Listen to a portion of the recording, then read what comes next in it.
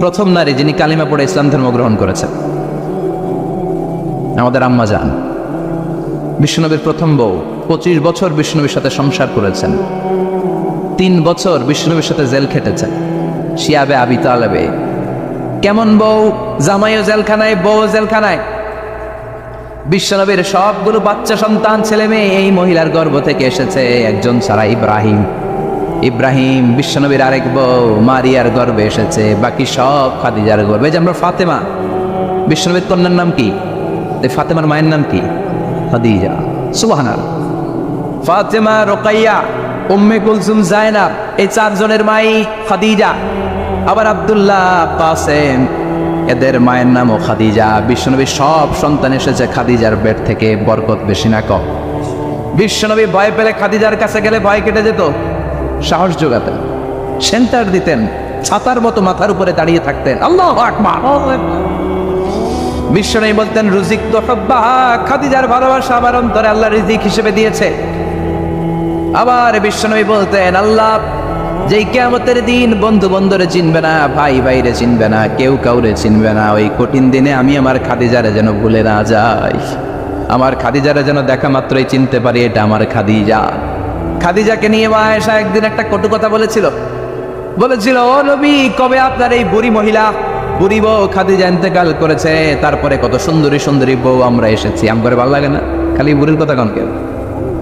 খালি ওই বুড়ির কথা স্মরণ করেন। আমরা আছি, আমাদের দিকে তাকান, আমরা কত সুন্দরী, আমরা কত ভালো। বিশ্বনবী রেগে গেলেন, মা আয়েশাকে এইভাবে ধরলেন। জীবনে কোনোদিন কোনো স্ত্রীর গায়ে হাত তোলে নাই, শুধু ওই দিন মা আয়েশাকে এইভাবে ধরেছিলেন আর বলেছিলেন, আয়েশা খবরদার, জীবনে এই কথা বলবা না। আমার খাদিজা আমার বিপদের দিনের সঙ্গিনী, তোমরা আমার সুখের দিনের সঙ্গিনী। তোমরা কেউ আমার সাথে জেল খাটো নাই, খাদিজা আমার সাথে জেল খেটেছে 3 বছর। কয় বছর? কি মহিলা ছিল! বিশ্বনবীকে সবসময় আগলে রেখেছে, শেল্টার দিয়েছে, প্রতিভক্ত ছিল। খাবার নিয়ে বিশ্বনবীর জন্য এদিক সেদিক যেতেন, বিশ্বনবী না আসলে খেতেন না। বিশ্বনবীকে কলিজার চাইতো বেশি ভালোবাসতো, পতি যা বলবে তাই শুনতো। ও মায়েরা, খাদিজাতুল কুবরার জীবনী থেকে আপনাদের জন্য শিক্ষা হলো প্রতিভক্তি। কি ভক্তি? এখন প্রতিভক্তি নাই, আমরা করি নারী ভক্তি। এখন নারী নির্যাতন কমে গেছে বাংলাদেশে, বেড়ে গেছে পুরুষ নির্যাতন। কথা কন। এখন আমরা ভক্তি করা লাগে, আমরা ভক্তি না করলে ঘরে খাওয়ান নাই, এরকম ঝামেলা আছে না নাই? কথা বলেন। মায়েরা, বোনেরা, আপনার স্বামী যদি আপনার উপর নাখোশ থাকে, আপনার ইবাদত আপনাকে বাঁচাতে পারবে না। বিশ্বনবী ফাতেমাকে বললেন, ফাতেমা তুমি বিশ্বনবীর মেয়ে হতে পারো, কিন্তু আলী যদি তোমার উপর নাখোশ থাকে, তোমার সব শেষ, সব শেষ।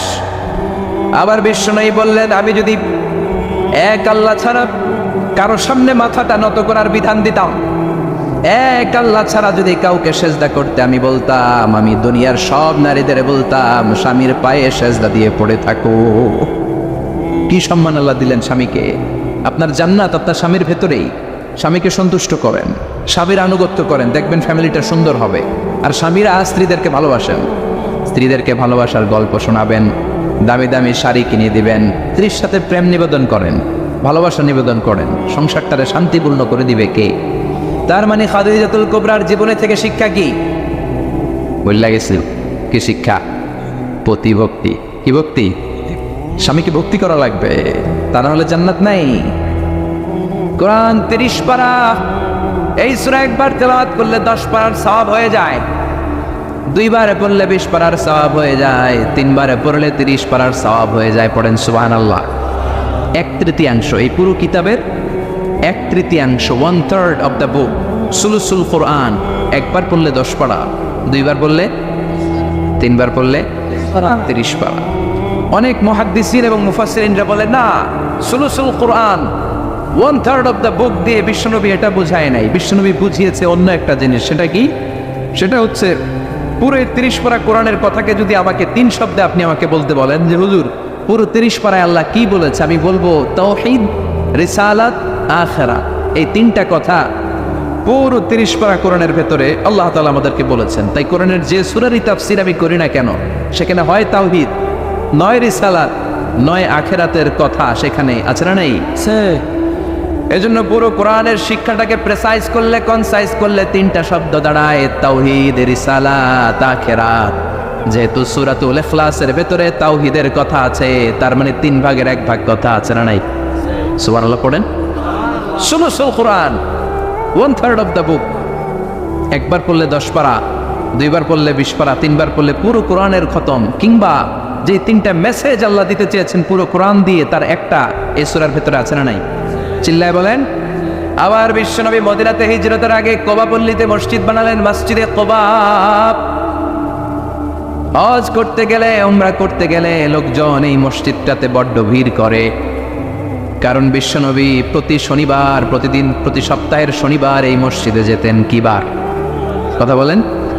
এজন্য মদিনাতে গেলে শনিবারে জিয়ারাত করা সুন্নাত। শনিবারে, প্রতি শনিবারে বিশ্বনবী মসজিদে নববী থেকে হেঁটে হেঁটে হেঁটে হেঁটে এই মসজিদে কোবায় যেতেন। এবং বিষ্ণু বলেছেন, যারা ঘর থেকে ওযু করে এই মসজিদে কোবায় যে 2 রাকাত নামাজ পড়বে, একটা কবুল উমরা হজের সওয়াব আল্লাহ তাআলা আমলনামায় দিয়ে দিবে। এই মসজিদে, কোবা মসজিদের জন্য বিশ্বনবী একজন ইমাম নির্ধারণ করলেন। ইমাম সাহেবকে বললেন, যাও তুমি নামাজ পড়াও। বিশ্বনবীর অ্যাপয়েন্ট দেয়া ইমাম সাহেব কোবা পল্লীতে যে নামাজ পড়ানো শুরু করলেন। কিন্তু সমস্যা বেড়ে গেল। তিনি মাগরিবের নামাজ, এশার নামাজ আর ফজরের নামাজ, মানে যেই নামাজে আওয়াজ করে কেরাত পড়তে হয়, কয় নামাজে আওয়াজ করে কেরাত? কথা বলেন। কি কি? মাগরিব, এশা, ফজর।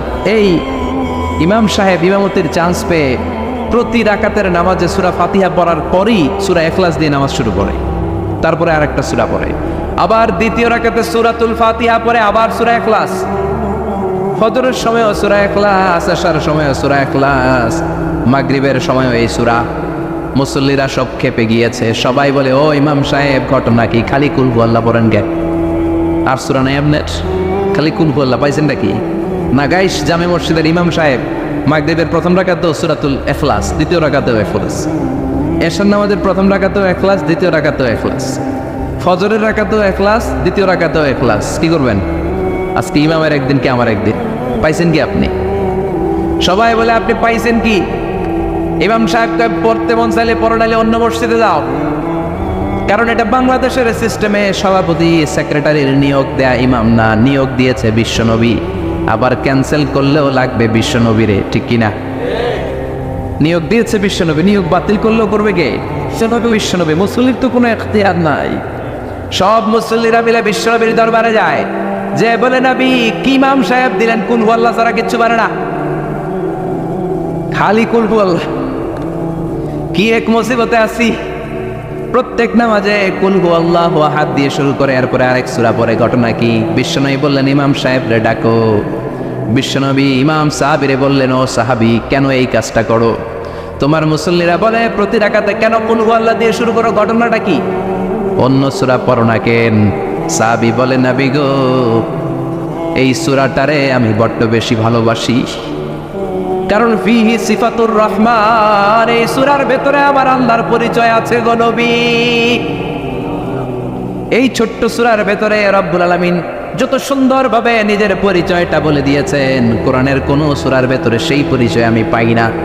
তাই এই সূরাটা দিয়ে প্রতি রাকাতে নামাজ শুরু না পড়লে আমার কলিজা ঠান্ডা হয় না গো নবী।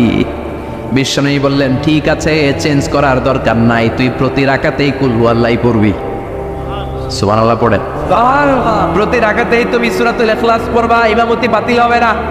তবে জেনে রেখো, এই সূরার প্রতি ভালোবাসা কিয়ামতের দিন তোমার জান্নাতে পাঠায়া দিবে।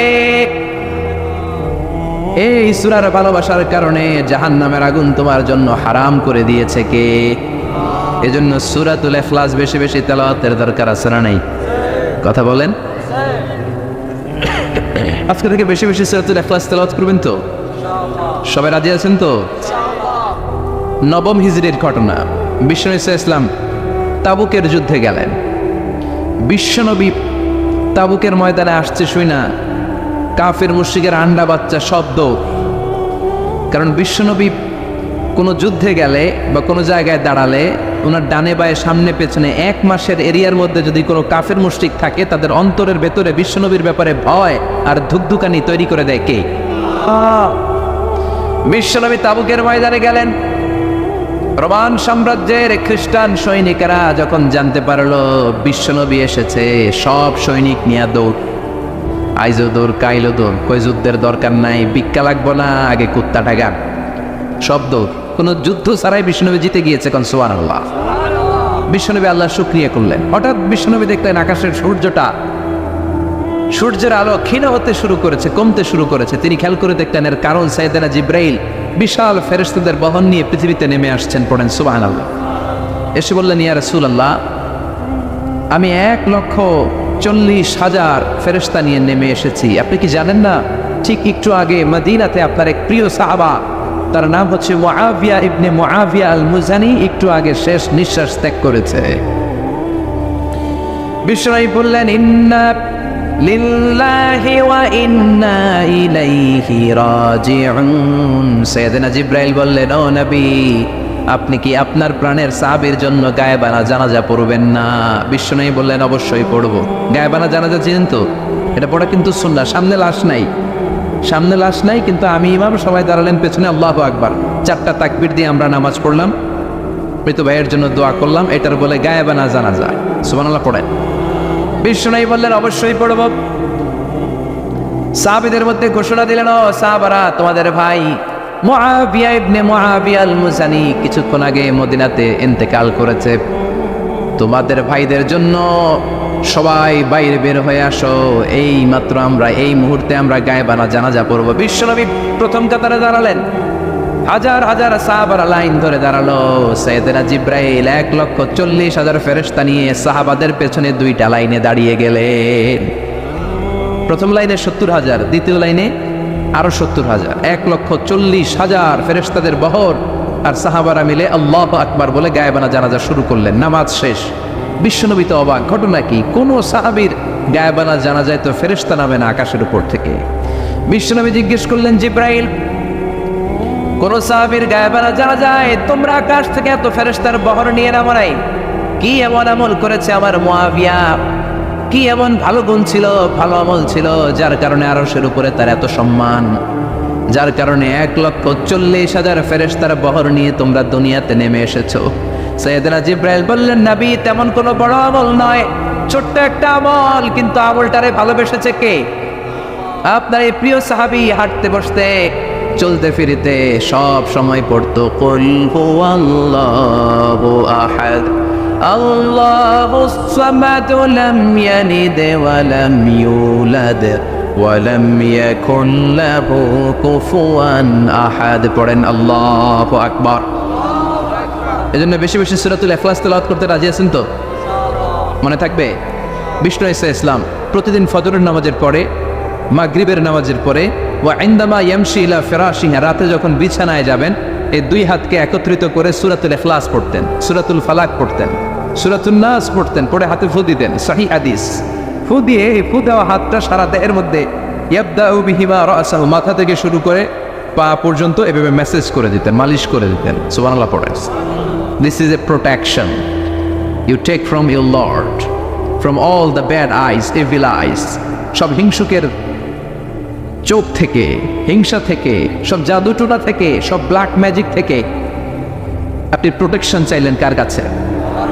সকালবেলা যদি এই 3টা সূরা পড়ে ফু দেন, এটাকে আরবিতে বলে কুল আস-সালাসা, কারণ এই 3টা সূরার শুরুতেই কুল আছে না নাই?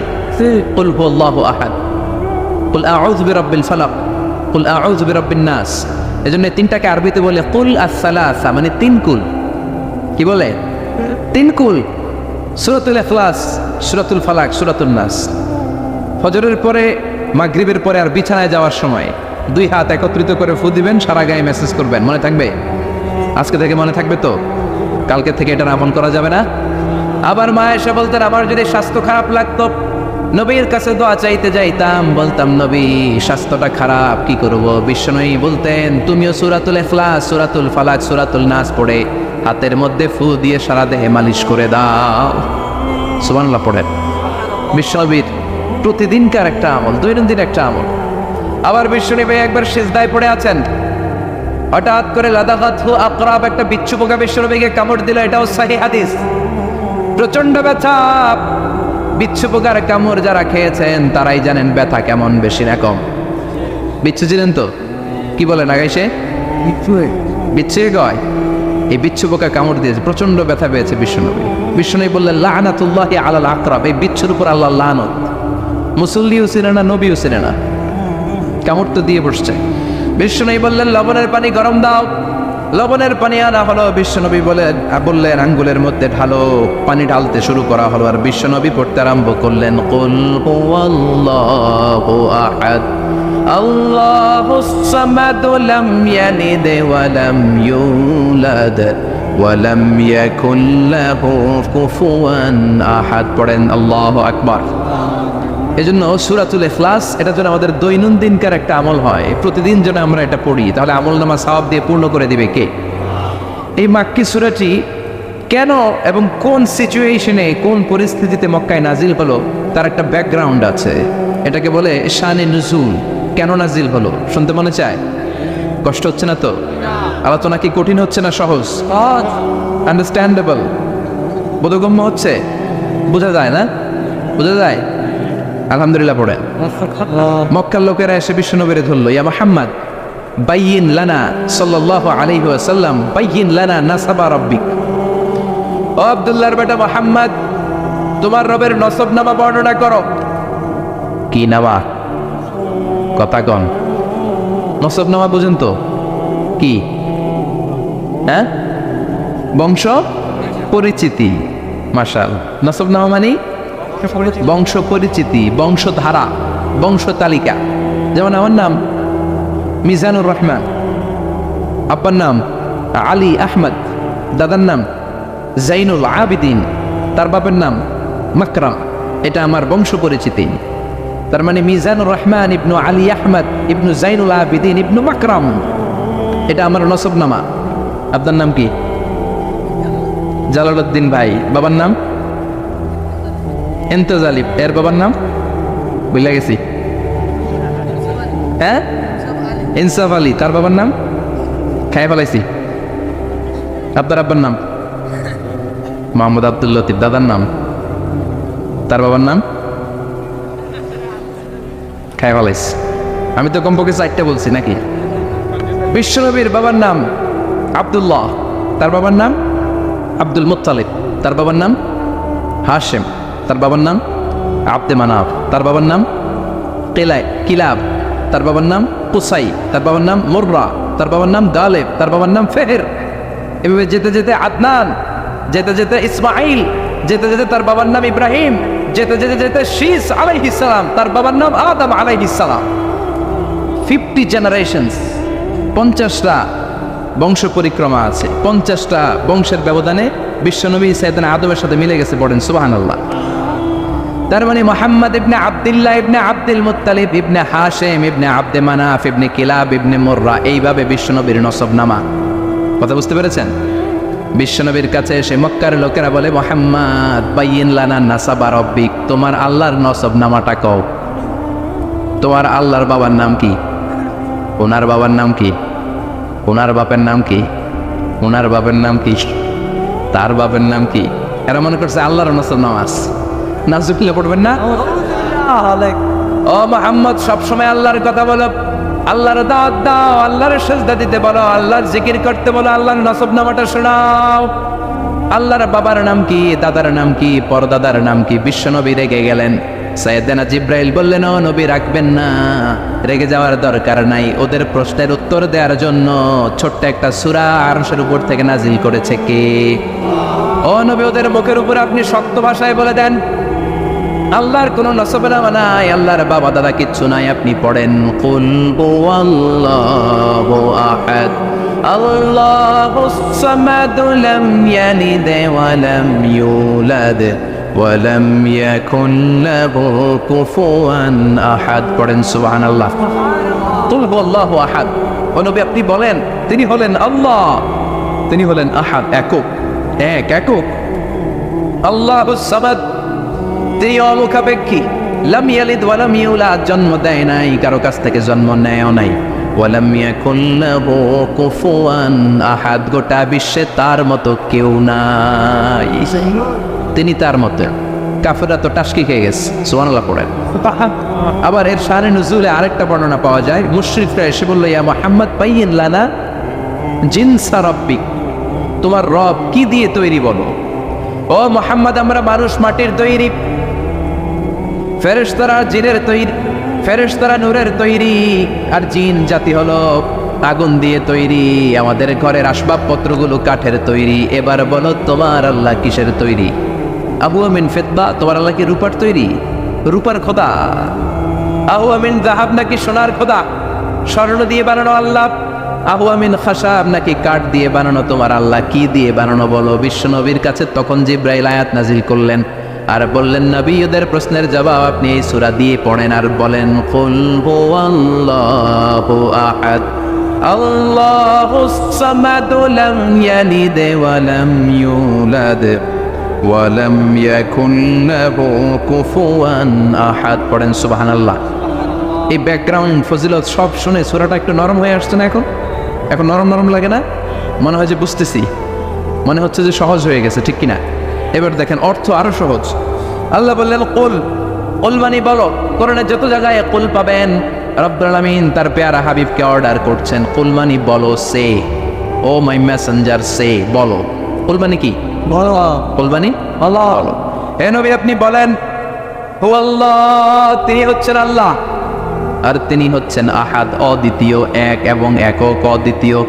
তাহলে প্রথমে বলতে বললেন, ও নবী আমার সব পরিচয় দেওয়ার আগে আগে নামের পরিচয় দেন। জোরে কোন ঠিক কিনা? আগে ওদের বলে দেন আমার নাম হলো আল্লাহ। আমার নাম কি? কুল হুয়াল্লাহ। নবী আপনি বলেন তিনি হলেন আল্লাহ। তিনি কে? আল্লাহ বলছেন, ইন্নানি আনাল্লাহু লা ইলাহা ইল্লা আনা ফা'বুদনি ওয়া আকিমিস সালাতা লিযিকরি। ইন্নানি আনাল্লাহ, আমি হলাম আল্লাহ। তিনি কে? জোরে বলেন। আল্লাহর নামটা মুখে নিতে কেমন লাগে? আল্লাহর নামটা ডাকতে ভালো লাগে? সবার ভালো লাগে? প্রাণ ভরে যায়, হৃদয় শীতল হয়, ঠান্ডা ঠান্ডা লাগে ভেতরে। তাহলে চিৎকার দিয়ে আল্লাহর ডাক দেন, বলেন আল্লাহ। আর জোরে আল্লাহর ডাকে বলেন ইয়া আল্লাহ। গলা ফাটিয়ে ডাক দেন, বলেন আল্লাহ।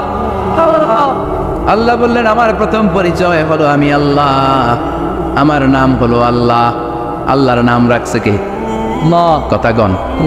আমার নাম রাখছে আমার বাবা, আপনার নাম রাখছে আপনার দাদা। কিন্তু আল্লাহর বাবা আছে নাকি? না। থাকলে রাখতো, দাদা থাকলে দাদায় রাখতো। কিন্তু আল্লাহর কি বাপ আছে? দাদা, নানা? আল্লাহর পিসা বুজুর আছে? অনেকের নাম পিসা বুজুরে রাখে, আছে না? নেই? দোয়ার জন্য, হুজুর আমি আপনার মরিদ, হুজুর আমার একটা ছেলে হয়েছে, আপনার নাম রাখা দেন। পরে বলে যে পিসা বুজুরের নাম রাখছিল, নাগাইশের পিসাব মোস্তাক ফয়জি সাহেব নাম রাখছিল আমার ছেলের, আছে না? নেই? আল্লাহর এরকম পীর সাহেব আছে নাকি? আল্লাহর দাদা বাবা আছে নাকি? না। এজন্য আল্লাহ বলেন আমার নামটা আমি আল্লাহ নিজেই রেখেছি। পড়েন সুবহানাল্লাহ। আবার এই পৃথিবীতে আল্লাহ ছাড়া আর কারো নাম কোনোদিন আপনি আল্লাহ শুনেছেন নাকি? শুনে থাকলে হাত তোলেন। শুনছেন? বাংলাদেশে কত মানুষ? 16 কোটি, 17 কোটি, 18 কোটি? কইতে থাকেন, 20 কোটি নিয়ে যান এমনি। আসলে কয় কোটি? 18 কোটি মনে হয় বর্তমানে। 16 কোটি তো অনেক আগের হিসাব। 18 কোটি মানুষ এই দেশে। এই 18 কোটি মানুষের মধ্যে কারো নাম আল্লাহ শুনছেন? কথা কন। আমেরিকাতে, এত বড় মহাদেশ, পুরো আমেরিকায় কারো নাম আল্লাহ? গোটা বিশ্বে আরেকজনের নাম আল্লাহ আছে? এমনকি ফেরাউন, সেও নিজের আল্লাহ বলে নাই। ফেরাউনের মতো এত কুখ্যাত ইন্টারন্যাশনাল সন্ত্রাসী আসে। ফেরাউন ইন্টারন্যাশনাল কুখ্যাত সন্ত্রাসী না? সে কুখ্যাত সন্ত্রাসী। এই সন্ত্রাসীটাও খেয়াল রাখবেন, নবীদের সাথে যারা বিরোধিতা করেছে তারা সন্ত্রাস, আর নবীরা ছিল মুজাহিদ। চিল্লায় বলেন ঠিক কিনা? তার মানে বিশ্বনবী ছিলেন মুজাহিদ। এবার সন্ত্রাসীটার নাম বলেন। আবু জাহেল। মুসা আলাইহিস সালাম ছিলেন মুজাহিদ, তাহলে সন্ত্রাসটার নাম বলেন। ইব্রাহিম আলাইহিস সালাম ছিলেন মুজাহিদ, তাহলে সন্ত্রাসটার নাম বলেন। তার মানে হকের পক্ষে যারা তারা সবাই মুজাহিদ, আমরাও মুজাহিদ। চিল্লায় বলেন ঠিক কিনা? কল্যাণের কথা যারা বলে তারা মুজাহিদ, অন্যায়ের দিকে যারা ডাকে তারা সন্ত্রাস। কোটা বিরোধী আন্দোলন যেই যুবক ছেলেগুলো করেছে ওরা মুজাহিদ, ওদের বিরোধিতা যারা করেছে ওরা সন্ত্রাস। নিরাপদ সড়ক চাই আন্দোলন যে ছেলেগুলো করেছে এক একটা মুজাহিদের বাচ্চা, ওদের বিরোধিতা যারা করেছে এক একটা কুখ্যাত সন্ত্রাস। এজন্য হকের পক্ষে যারা থাকবে ইসলামের পক্ষে যারা থাকবে, ন্যায় নীতি সাম্যের পক্ষে যারা থাকবে তারা মুজাহিদ। বাই ডিফল্ট এগুলো মুজাহিদ, চিল্লায় বলেন ঠিক কিনা? আর বিরোধিতা যারা করবে সন্ত্রাস, কুখ্যাত ইন্টারন্যাশনাল সন্ত্রাস। ফেরাউনও তার নাম আল্লাহ রাখে নাই, সে তার নাম দিছিল আমি তোমাদের বড় রব। কি দিছিল? فحشر فنادى فقال انا ربكم الاعلى। বিশাল একটা ক্যাদারিং করে সবার সামনে কয় আমি বড় খোদা। আমি কি? আমি বড় খোদা, রব্বুকুমুল আ'লা, তোগো বড় রব, কিন্তু আমি আল্লাহ। এটা কইছে? কথা বলেন। তার মানে আল্লাহ এক পিস, আল্লাহর সত্তাটা শুধু একজন, মহাবিশ্বের নিয়ন্ত্রণকারী একজন, বিপদে আপদে সাহায্য করতে পারেন একজন, গোটা ইউনিভার্সটাকে, এই বসুন্ধরাকে, এই মহাবিশ্বটাকে দূর থেকে নিয়ন্ত্রণ করেন একজন, তিনি কে? এজন্য আল্লাহ বলেন গোলাম আমারে আল্লাহ বলে ডাকো কিংবা রহমান বলে ডাকো, কোনো সমস্যা নাই। সুবহানাল্লাহ। ওয়ালিদুল্লাহ আও ইদউর রহমান আইয়াম্মা তাদউ ফালাহুল আসমাউল হুসনা। আমারে আল্লাহ বলে ডাকো কিংবা রহমান বলে ডাকো, আমি কিন্তু মাইন্ড করি না। আল্লাহ মাইন্ড করে? কথা কন। ওনারা আল্লাহ বললেও উনি খুশি, ওনারা রহমান ডাকলেও ওনার অনেকগুলো সুন্দর সুন্দর নাম আছে। তাহলে বোঝা গেল আল্লাহ হচ্ছে ওনার জাতি নাম। কি নাম? কথা বলেন। আরো সিফাতি নাম আছে, সুন্দর সুন্দর আরো 99টা নাম আছে না নাই? বিশ্বনবী বলেন ইন্না লিল্লাহি 99 ইসমা। আল্লাহ নাম ছাড়া আল্লাহর আরো 99টা চমৎকার চমৎকার নাম আছে। মান আহসাহা দাখালাল জান্নাহ। যেই নামগুলো সিনার ভিতরে রাখবে জাহান্নামের আগুন তার জন্য হারাম করে দিবে কে? তার মানে বোঝা গেল ওনার আসল নাম আল্লাহ। চিল্লায় বলেন আসল নাম কি? আরো জোরে বলেন আসল নাম কি? আবার আল্লাহ নামটা এত মজার নাম, এই নামের 4টা অক্ষর, প্রতিটা অক্ষর যদি আলাদা করেন কোরআনের পরতে পরতে পরিচয় আছে না নাই? আল্লাহ লিখতে কয়টা অক্ষর? সবাই বলেন। আলিফ লাম লাম হা। সবাই বলেন আলিফ আলিফ। আরো জোরে আলিফ আলিফ লাম লাম হা। আল্লাহ দিয়ে আল্লাহ কোরআনের পরিচয় দিয়েছেন আল্লাহু নূরুস সামাওয়াতি ওয়াল আরদি মাসালু নূরিহি কামিশকাতিন ফিহা মিসবাহ। সুবহানাল্লাহ। এবার আলিফ লাম লাম হা, আলিফ বাদ দিলে থাকে লিল্লাহ। লিল্লাহ দিয়ে পরিচয় আছে না নাই? লিল্লাহি মা ফিস সামাওয়াতি ওয়া মা ফিল আরদি ওয়া হুয়া বিকুল্লি শাইইন আলিম। এবার লিল্লাহর লামটা যদি কেটে দেন থাকে লাহু। লাহু দিয়ে কোরআনে পরিচয় আছে না নাই? একটা দুইটা? কথা বলেন। লাহুল মুলকু ওয়া লাহুল হামদু ওয়া হুয়া আলা কুল্লি শাইইন কাদির। এবার লাহুর লামও যদি বাদ দিয়ে দেন থাকে হু। হু দিয়ে কোনো পরিচয় টরিচয় নাই, এটা দিয়ে পরিচয় আছে।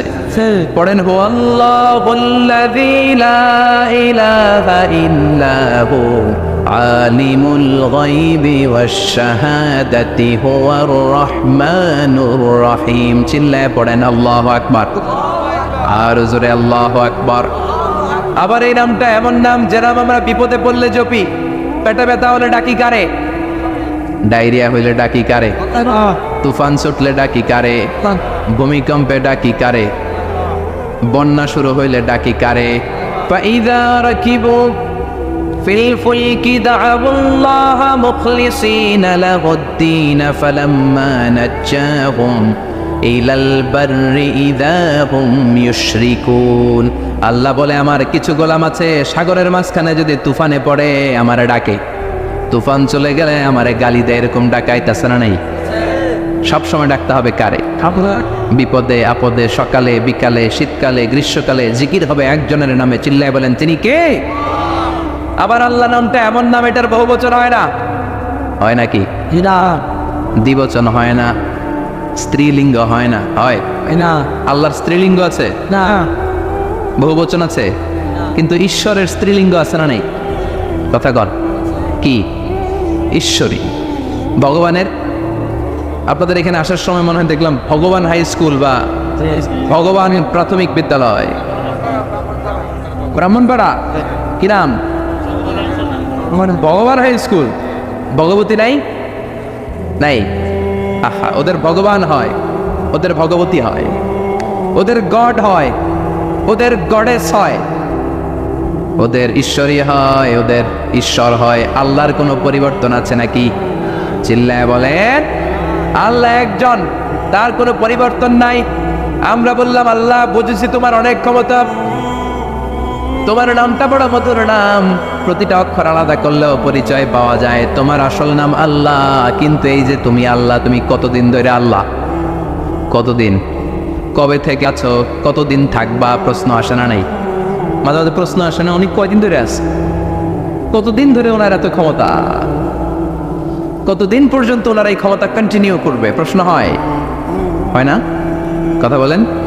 সে উত্তর আল্লাহ দিলেন। আল্লাহ বললেন, হুয়াল আউয়ালু ওয়াল আখিরু ওয়াল যাহিরু ওয়াল বাতিন ওয়া হুয়া বিকুল্লি শাইইন আলিম। আল্লাহ বললেন, আমি প্রথম, আমি শেষ, আমি প্রকাশ্য, আমি গোপন, সূচনাহীন, অতীতকাল থেকে আমি আল্লাহ আছি, শেষহীন, সীমানাহীন, ভবিষ্যৎ পর্যন্ত থাকব।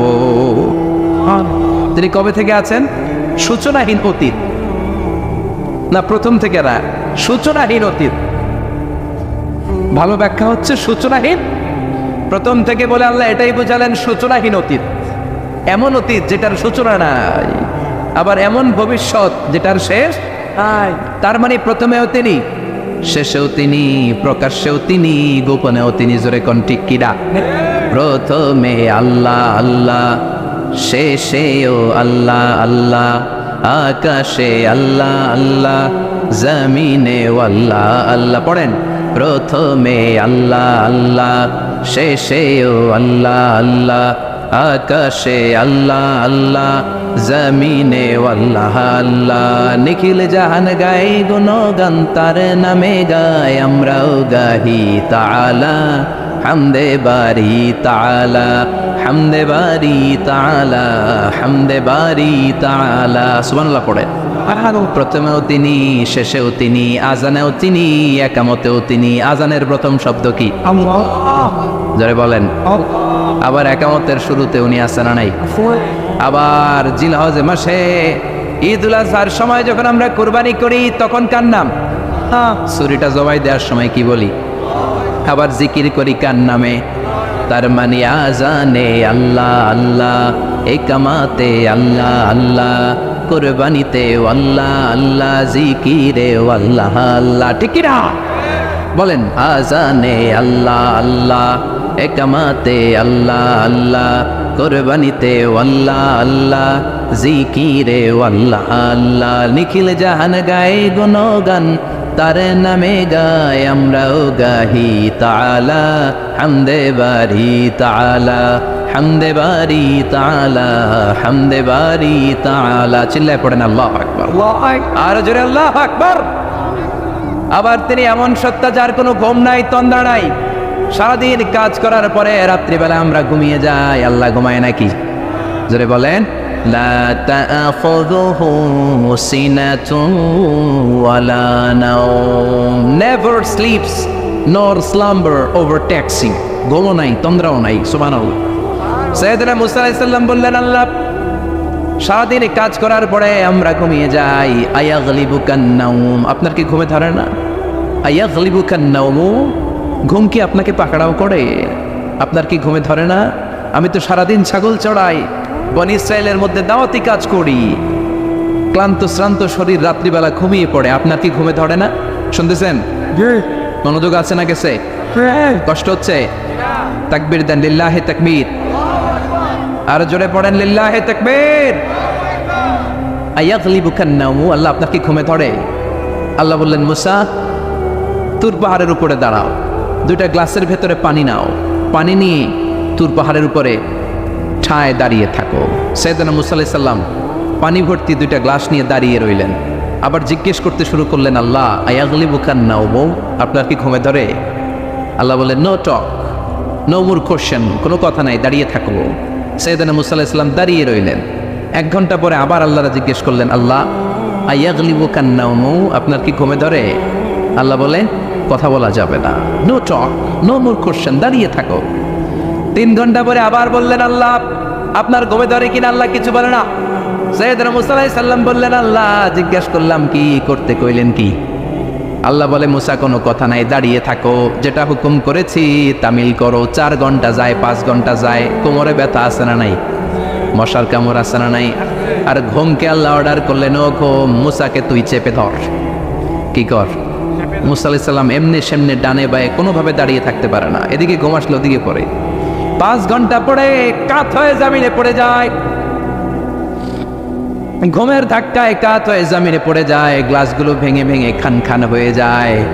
আল্লাহ ডেকে বললেন, ও মুসা, বেশি কিছু দেই নাই, কেবলমাত্র শুধুমাত্র 2টা পানি ভর্তি গ্লাস হেফাজতের দায়িত্ব দিয়েছিলাম, ঘুমের কারণে হেফাজত করতে পারো নাই, মাত্র 2টা গ্লাস, ঘুমের কারণে বাঁচাতে পারো নাই। আমি যদি এরকম ঘুমিয়ে যেতাম, চন্দ্রের সাথে সূর্য লেগে, সূর্যের সাথে আরেকটা গ্রহ লেগে মহাবিশ্বের সব কিছু এরকম গ্লাসের টুকরার মতো খান খান হয়ে যেত।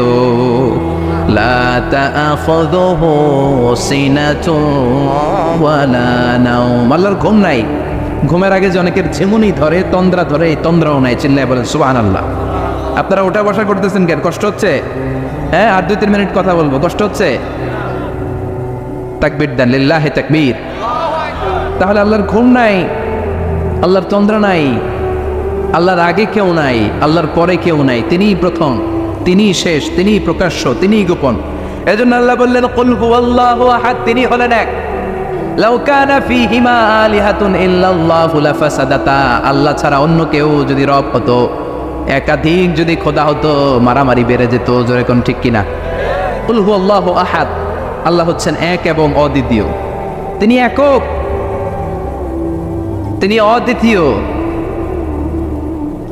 তার কোনো শরীক নেই, তিনি আহাদ, তার নাম হচ্ছে আহাদ। তার নাম কি? কথা বলেন। আহাদ মানে একক, যার ক্ষমতায় কোনো ভাগাভাগি নাই। আল্লাহ যদি 2 জন হইতো সুবিধা হইতো না অসুবিধা? অসুবিধা। কথা বলেন। অসুবিধা। এক আল্লাহ বলতো, তুমি এইভাবে করেছ এতদিন, আমারও ক্ষমতা আছে, আমি ওইভাবে শুরু করে দিব। তুমি সকালবেলা পূর্ব দিক থেকে সূর্য উঠাও, কালকে থেকে আমি পশ্চিম দিক থেকে সূর্য উঠাবো। ঝামেলা আছে না নাই? তার মানে ঝামেলা বেড়ে যেত। আমাদের বাংলাদেশে 2টা পরিবার, তাই না? ক্ষমতায় হয় ওনারা, নয় ওনারা। বুঝতেছেন? কষ্ট হচ্ছে মনে হয়। হয় ওনারা, নয় ওনারা। এই 2টা না হয় যদি একটা হইতো, এক রাজা। আমগো রাজা কয়জন?